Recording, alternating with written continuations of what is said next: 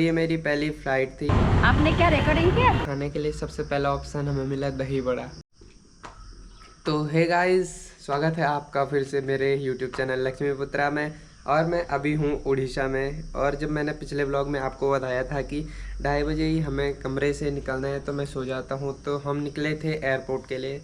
और दिल्ली एयरपोर्ट से हम फ्लाइट में उड़ीसा पहुँचे।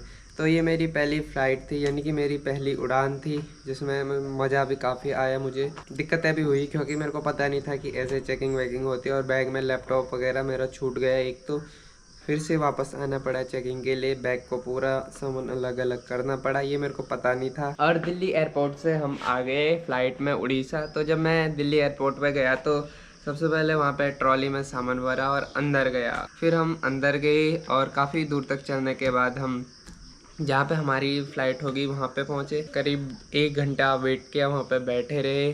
उसके बाद हमारी जब फ़्लाइट का नंबर आ गया तो हम बोर्डिंग पास लेके अंदर फ़्लाइट में बैठ गए। और पार्षद ने मेरे को अपनी विंडो सीट दे दी क्योंकि मैं फ़र्स्ट टाइम था। तो उन्होंने कहा तू फर्स्ट टाइम है तो तू विंडो सीट पे बैठ जा और मज़े कर।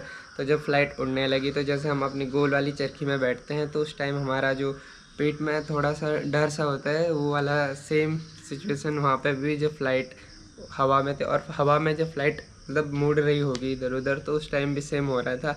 बाकी मज़ा बहुत आ रहा था। धीरे धीरे हम शहर होते हैं जो घर के ऊपर और इतने ऊपर आ गए थे कि सिर्फ नीचे बादल दिख रहे थे, बाकी कुछ नहीं।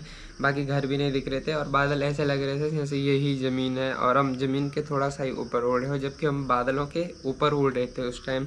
उड़ीसा में पहुँचे तो हमने सबसे पहले यहाँ से गाड़ी की जहाँ हमने आना था। उसके बाद जब हमें भूख लगी तो खाने के लिए सबसे पहला ऑप्शन हमें मिला दही बड़ा।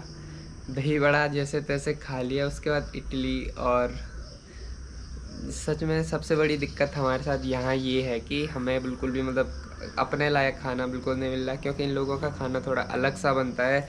उसमें मसाले थोड़ा अलग होते हैं। जैसे हमारे यहाँ टेमरो होता है ना घर में, उसमें थोड़ा झंझनाहट होते हैं, वैसे कुछ मसाला लौंग डाल के ये बनाते हैं, तो वो बिल्कुल भी खाया नहीं जा रहा। जैसे ही खा रहे हैं तो अजीब सा उसका टेस्ट आ रहा है। तो हमने सोचा हम अब से घर ही में, मतलब यहीं किचन है जहाँ पे हमें, तो यहीं पे बनाएंगे 15 दिन तक खाना। 7 दिन रहेंगे यहाँ तो यहीं पे बनाएंगे खाना। और उसके बाद जब हम रात में गए तो यहाँ था कोई मेला। उसमें करीब 4-5 किलोमीटर तक सड़क के दोनों ओर लाइट ही लाइट लगी थी और लाइट से भी उन्होंने बहुत कुछ बना रखा। तो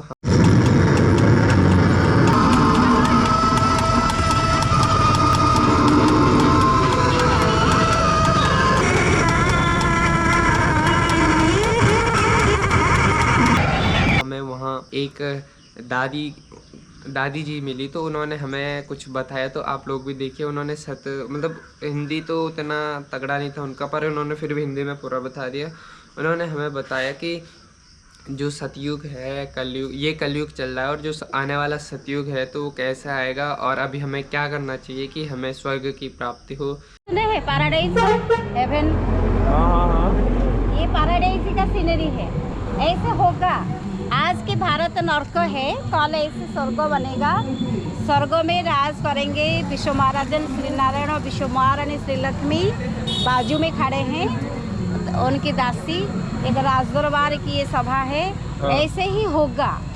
ये आज ये दुर्गा पूजा के अवसर पर इसे दिखाने के कारण है कि आज एक पवित्र दिवस है, विजयदशमी है। विजयदशमी माना 5 विकारों के ऊपर विजय पाना। दशहरा विजयदशमी कहते हैं, दशहरे भी कहते हैं। तो दशहरे मैंने 10 को हराना, अर्थात 5 विकार पुरुष में, 5 विकार स्त्री में, 10 विकारों के ऊपर जीतना। अगर हम जीत जाएंगे, अभी कर्मेंद्रिय जीत हो जाएंगे, विकार जीत हो जाएंगे, अपने ऊपर विजय पाएंगे, तो ऐसी दुनिया में चलेंगे। इसीलिए आज के दिवस की ये महत्व है। आप जाएंगे पैराडाइज में, जाएंगे स्वर्ग में जाएंगे। अभी कलयुग चल रहा है, कलयुग के बाद कौन सा युग आएगा? सतयुग आएगा। सतयुग में ऐसे देवी देवता ही जन्म लेंगे।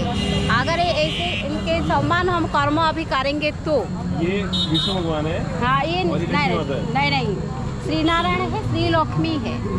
33 करोड़ देवी देवता है ना, उनके ऊपर वो मालिक। हाँ, ये भगवान नहीं है, साकार भगवान, निराकार भगवान। उनको बनाने वाला है निराकार परमात्मा, शिव पिता परमात्मा। देवी देवता बनने के लिए हमको चाहिए आत्मा ज्ञान। हमारा अपना परिचय, स्वधर्म क्या है, हम परिचय क्या है। आपका नाम क्या है भाई? पार्थ। आप पार्थ है? सचमुच पार्थ है? नाम तो आप शरीर का नाम पार्थ है, आप पार्थ नहीं, इसलिए हम सोल है, आप आत्मा है। You are a soul. मन बुद्धि संस्कार 3 सूक्ष्म एलिमेंट से आत्मा, आत्मा जैसी गाड़ी का ड्राइवर। ये गाड़ी का जैसे ड्राइवर है ना, ड्राइवर कंट्रोल करता है सारा गाड़ी को, ऐसे आत्मा कंट्रोल करता है सारा बॉडी को। ये आत्मा को हम इस चक्षु में हम देख नहीं पाएंगे, थोड़ा रियलाइज करेंगे। मन है, आपका मन है, इसलिए आए हैं उड़ीसा में। कहाँ की आप हैं? हम कहाँ के? हाँ। देहरादून। अच्छा, तो मन हुआ, आप आए, तो मन को हम देख नहीं पाएंगे, रियलाइज करेंगे। बुद्धि भी ऐसी है, रियलाइज करेंगे, देख नहीं पाएंगे। संस्कार, रिपीटेशन ऑफ कर्म, उसको संस्कार कहते हैं। तो सोल, हम सोल है, सदैव ये समझना चाहिए। आज संसार में दुख, अशांति, इस सब का कारण है हम अपने को बड़ी समझते हैं, देह समझते हैं। अगर सोल समझेंगे तो बहुत शांति लगेगा, बहुत आराम लगेगा, इतना अन्याय अत्याचार भ्रष्टाचार कुछ भी नहीं होगा। परमात्मा को मानते हैं, भगवान को मानते हैं। भगवान निराकार है, ज्योतिर्बिंदु है। जैसे आत्मा निराकार ज्योतिर्बिंदु है, आँखों में देख नहीं पाएंगे, इसी परमात्मा को भी हम देख नहीं पाएंगे। परमात्मा को रियलाइज करेंगे। शिव परमात्मा अब सभी आत्माओं का पिता है। सारे संसार में जितने लोग हैं सब भाई भाई है, एक ही परिवार के हैं। लेकिन आज कितना बंटवारा है, कितना हम माने डिस्टेंस मेंटेन करते हैं, लेकिन एक परिवार की है। और एक परिवार की पिता है माता पिता बंधु सखा सब कुछ, ये ज्योतिर्बिंदु परमात्मा है, सभी का पिता है। इसीलिए वो कभी देहधारी नहीं होंगे, वो कभी बड़े मनुष्य नहीं होंगे, माँ की गर्भ से कभी जन्म नहीं लेंगे, वो निराकार ही रहेंगे। आपका घर देहरादून नहीं है, आपका घर परमधाम है। हम सभी बच्चों का घर परमधाम है। ये पृथ्वी है, सूर्य है, चंद्र, इसके ऊपर और 2 दुनिया है, subtle world, incorporeal world, corporeal world. यहाँ whole world as a stage, we are all actor and actress. हम शरीर पकड़ करके, शरीर वस्त्र पहन करके पार्ट बजा रहे हैं, लेकिन हमारा घर है यहाँ। भगवान ऊपर रहता है। भगवान को क्या कहते हैं? ऊपर वाला कहते हैं या नहीं कहते हैं? ऊपर वाला। 5 विकार रूप को अग्नि रे पृथ्वी जड़ू अच्छी। ये कलयुग जा रहा है, सत्ययुग आ रहा है। जो दुनिया आप देख रहे हैं ना, वो सत्ययुग आ रहा है। इसके लिए हम बच्चों को रेडी होना चाहिए। जैसे हम एग्ज़ाम के लिए रेडी होते हैं, इंटरव्यू के लिए रेडी होते हैं, ऐसे सत्ययुग को जाने के लिए रेडी होना चाहिए। रेडी माना क्या? सूक्ष्म में रेडी होना है, 5 विकार के ऊपर विजय पाना है और अपने को कंप्लीट चेंज करना है।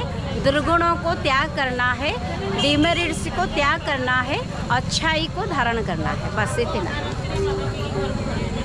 राजयोग से ये शक्ति मिलेगा।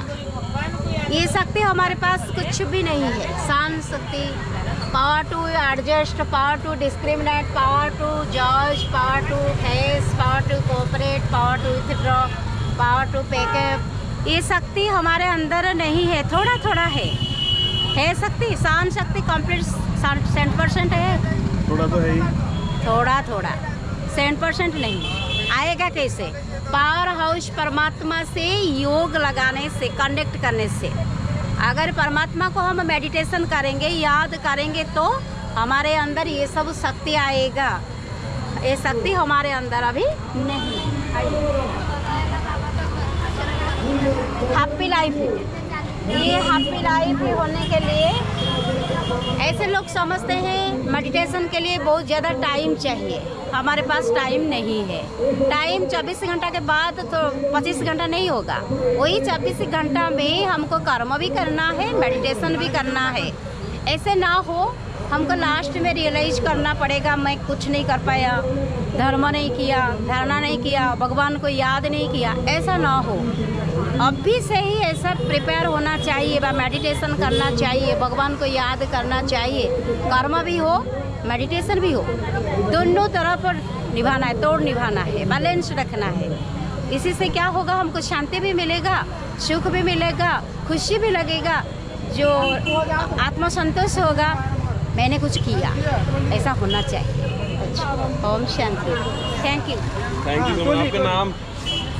आपका नाम तो बता दो आप मुझे। सविता। दोस्तों इस ब्लॉग को करते हैं यहीं पे एंड। और जो मेरी ये जर्नी थी जो मैंने आपको दिखाया, उम्मीद करता हूँ आप लोगों को बहुत अच्छी लगी होगी।